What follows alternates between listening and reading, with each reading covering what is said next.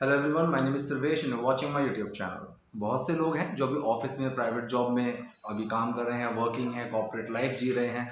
तो उन लोगों की मेरे पास बहुत बार रिक्वेस्ट आ चुकी है कि सर कुछ एडवांस स्ट्रक्चर्स उनके बारे में वो जानना चाहते हैं कि जो ऑफिस में बोले जाते हैं यूजुअली हम जिनको यूज़ करते हैं। तो मैंने 10 स्ट्रक्चर्स, 10 सेंटेंसेस ऐसे लिखे हैं जिनमें आप थोड़ा सा चेंज करके या फिर काफ़ी पूरा चेंज करके आप पूरे सेंटेंस का मीनिंग सेम रहेगा, लेकिन वो चीज़ आपके सुनने में, बोलने में, लिखने में बहुत अच्छी लगेगी। तो पहले हम सेंटेंसेस शुरू करते हैं। देखिए, बहुत ही कॉमन एक चीज़ है जो हम बोलते हैं कि I want you to focus. ठीक, अगर आप सीनियर हैं तो आप अपने जूनियर्स को बोलते होंगे, आपके जो सीनियर वो आपको बोलते होंगे कि I want you to focus, मैं चाहता हूँ कि तुम फोकस करो, ध्यान लगाओ। अब ये एक बहुत ही बेसिक चीज़ हो गई। इसको हम थोड़ा सा एडवांस में बोल सकते हैं, I want you to keep your eye on the ball. I want you to keep eye on the ball. ठीक है, सो जब मैंने बोला कि I want you to keep your eye on the ball, मतलब बॉल यहाँ पर जो है वो टारगेट को हम बोलते हैं। ठीक है, कि keep an I on your ball, कि भाई जो अपना नज़र है, जो अपनी निगाह है, वो सिर्फ अपने फोकस, जो अपना फोकस है वो सिर्फ अपने गोल पर बना के रखो, कि जो आपका लक्ष्य है, जो आपका फाइनल गोल है। तो यहाँ पर हम बोलते हैं I want you to keep your eye on the ball. ठीक है, ये है हमारा पहला सेंटेंस। सेकंड, आप ये भी चीज बहुत कॉमन है, जैसे हम बोलते हैं कि this meeting is about our sales target. For example, यहाँ पर किसी ने बोला कि जो मीटिंग है या फिर कोई प्रेजेंटेशन है, कोई कॉल है, किसी भी तरीके से जब हम उसका पर्पस बताते हैं कि इस मीटिंग का, इस कॉल का, इस प्रेजेंटेशन का पर्पस क्या है, कॉमन तरीके से हम आप बोलते हैं this meeting is about our sales target, this call is about our sales target, this presentation is about our new venture. इस तरीके से हम बोल सकते हैं। तो इसको थोड़ा सा हम चेंज करके, एडवांस करके हम बोल सकते हैं this meeting is regard to our sales target. तो अबाउट की जगह हमने यहाँ पर रिगार्ड का यूज किया है। तो ये कुछ वर्ड्स भी होते हैं जो हम यूज करते हैं apart from our basic language, apart from our normal casual language के। जब हम ऑफिस की लैंग्वेज में जाते हैं तब हम ऐसे वर्ड्स का यूज़ करते हैं जो कि थोड़े कॉमन से अलग वर्ड साउंड करें। तो यहाँ पर अबाउट की जगह हमने जो वर्ड यूज़ करा वो रिगार्ड यूज़ करा, कि मैंने बोला this meeting is regard to our sales target. तो आप इस टर्म को अपने तरीके से अपने ऑफिस में, अपने सेंटेंसेस में यूज़ कर सकते हो। कि अगर आप मेल कर रहे हो तो वहाँ पर आप लिख सकते हो कि this mail is regard to our next meeting, is regards to our performance of the last month. आप किसी भी तरीके से लिख सकते हो। नंबर थर्ड पे हम आते हैं, I need your help for this project. ये एक बहुत ही कॉमन चीज़ है। जब हमें किसी चीज़ की ज़रूरत होती है तो हम वहाँ पर कैसे बोलेंगे, I need your help for this project. अब यहाँ पर नीड को असिस्टेंस से हम रिप्लेस करेंगे, I need your assistance for this project. ठीक, असिस्टेंस मतलब आपकी सलाह, आपकी गाइडेंस की जरूरत है, असिस्टेंस की जरूरत है, कि आप यहाँ पर मुझे मेंटोर करो, आप यहाँ पर मुझे समझाओ। तो यहाँ पर हम इस सेंटेंस को बोलेंगे I need your assistance for this project, कि मुझे इस प्रोजेक्ट के लिए आपकी असिस्टेंस की, आपकी गाइडेंस की, आपकी मेंटोरशिप की जरूरत है। ठीक है, फोर्थ पे हम आते हैं और यहाँ पर है, जैसे ये सेंटेंस भी काफी कॉमन है, we need to deal with this problem. ठीक है, ये अपन सीनियर अगर आप हैं तो आप बोलेंगे, आपके जो सीनियर है वो आपको बोल सकते हैं कि we need to deal with this problem, we need to deal with this situation which we have occurred, कि अभी जो सिचुएशन आ चुकी है, अभी जो प्रॉब्लम आ चुकी है, so we need to deal with this. अब यहाँ पर इसका सॉल्यूशन है वी नीड टू टैकल।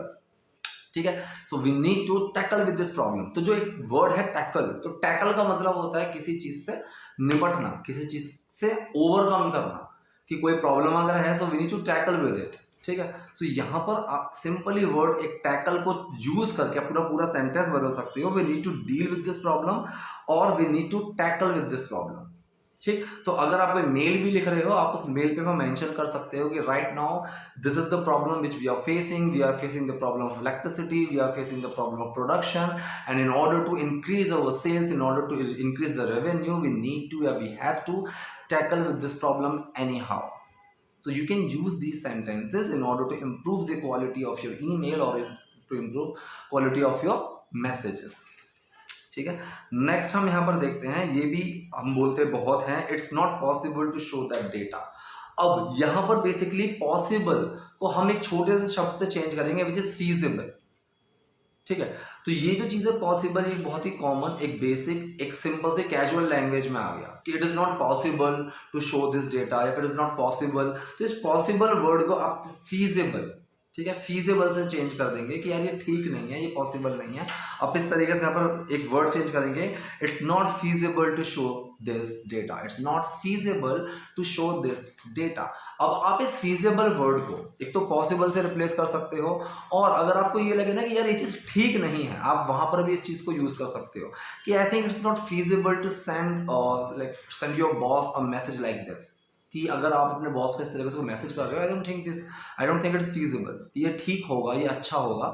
और इसको पॉसिबल के भी तरीके से हम यूज़ कर सकते हैं कि ऐसा डेटा शो करना जो कि कंपनी के मतलब कंपनी का जो बहुत ही सेंसिटिव डेटा है उसको कहीं पे शो करना, किसी को भी शो करना, इट्स नॉट फीजिबल, तो वो पॉसिबल नहीं है। आप फीजिबल को पॉसिबल की तरह से भी यूज़ कर सकते हो। नेक्स्ट है, अब आप भी अपने जूनियर्स को बोल सकते हैं चीज, जैसे हम बोलते हैं ना, call or mail me for any doubt, you can call me or mail me for any doubt. तो यहाँ पर मतलब तुम मुझे कॉल कर सकते हो या तुम मुझे एक मेल सेंड कर सकते हो, अगर कोई भी दिक्कत आए, कोई भी डाउट आए तो आप मुझे कॉल कर सकते हो या मेल कर सकते हो। ये एक बहुत ही कॉमन तरीके से हम बोलते हैं।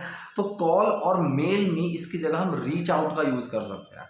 सो रीच आउट एक फ्रेजल वर्ब है कि आप मुझ तक पहुंच सकते हो, ठीक है।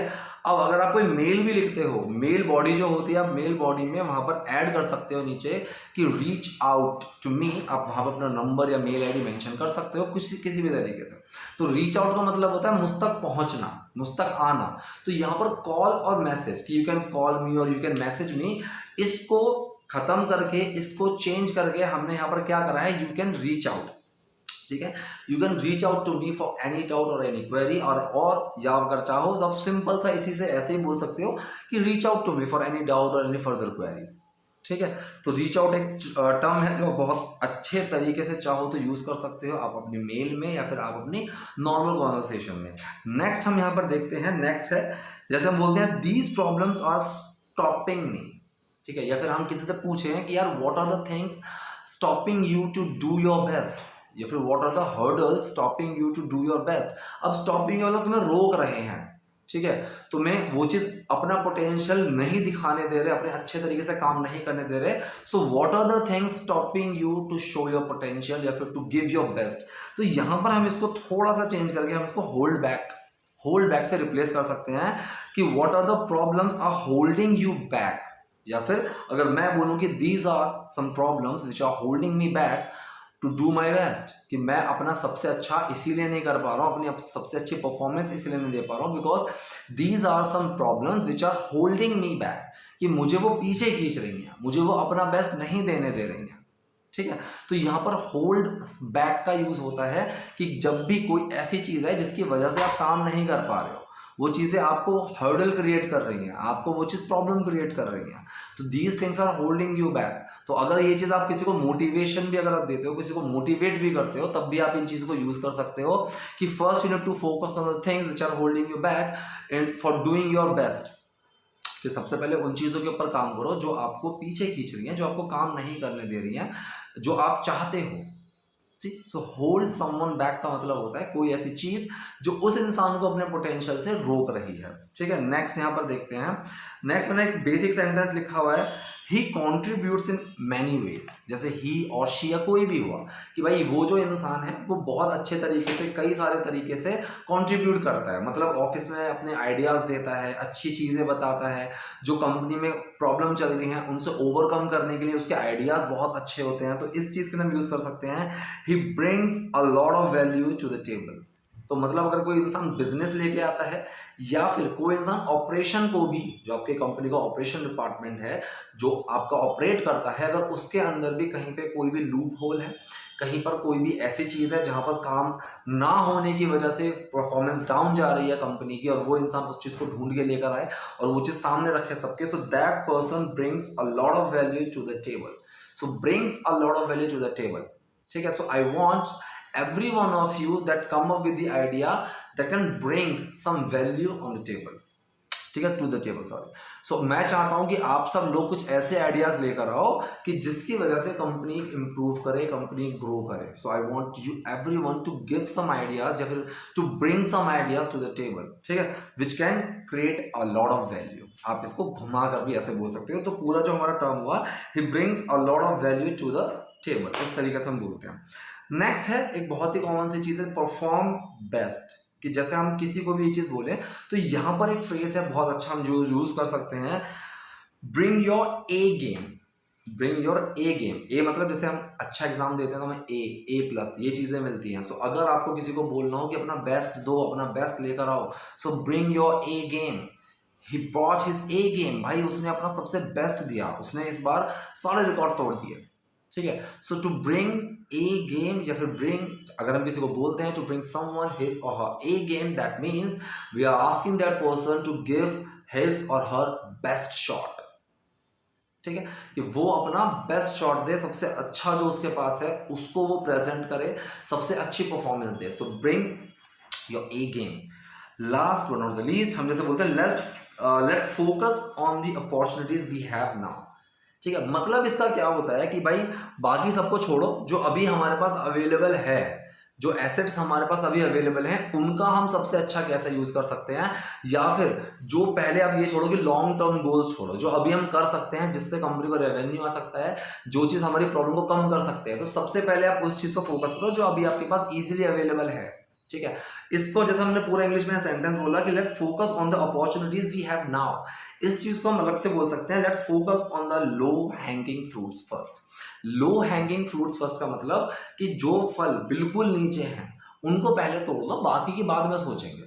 मतलब जो चीज अभी हम कर सकते हैं, जो पॉसिबल है, जो इजीली हम कर सकते हैं in order to improve the performance, in order to get the maximum revenue, so first we need to work on that. Rest we can do it later, rest we can do later, rest we can just keep it on hold for some time, but right now the things which are possible, जो भी possible हैं, so let's pick या फिर let's focus on the low hanging fruits। जब इसको ऐसा बोलना हो कि let's focus on the low hanging fruits first, कि जो चीज़ अभी आप इजीली कर सकते हो, जो चीज़ इजीली डुएबल है अभी, आप उस पर फोकस करो। ठीक है, so let's focus on the opportunities we have as of now, इसकी जगह आप बोल सकते हो let's focus on the low hanging fruits first. तो ये कुछ चीज़ें थी। ठीक है, ऐसी मैं चीज़ें आपके लिए लेकर आता रहूँगा। ठीक, तो लेकिन ये जो मैंने अभी आपको तरीके बताए, इन तरीकों में से या तो सारे या कुछ आप अपनी कन्वर्सेशन में ऐड करो, डेफिनेटली आपकी जो इम्प्रूवमेंट है वो आपको दिखेगी होती हुई। ठीक है, छोटी छोटी सी चीज़ें ही हैं, वही आपको ऐड करनी है। आप एक साथ सारी चीज़ें ऐड नहीं कर सकते हो, आपको धीरे धीरे ही, थोड़ा थोड़ा ही शुरू करना पड़ेगा, थोड़ा थोड़ा ही ऐड करना पड़ेगा, then only you can improve. ठीक, तो आज की वीडियो में इतना ही। अगर कोई डाउट, कोई क्वेरी हो, so do let me know in the comment section. If you like this session, so don't forget to subscribe if you haven't done, और ऐसे ही चीज़ों के लिए do subscribe my channel, keep tuned.